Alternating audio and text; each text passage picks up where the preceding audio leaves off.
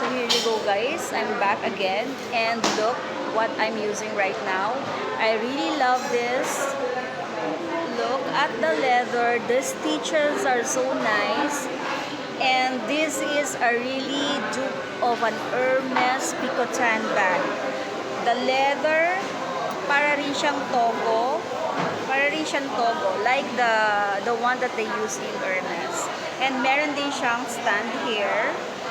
And can fit, very roomy, can fit everything. Madami kayong ilalagay.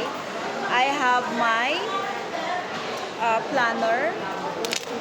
I have my eyeglass. I have my what's that? Makeup kit. And so many. Of course, I have the one that's like I'm using for filming, and I have this iPhone. And meron siyang kasamang organizer here, which I have this Dior lippy, my powder, my wipes. So many things can fit here.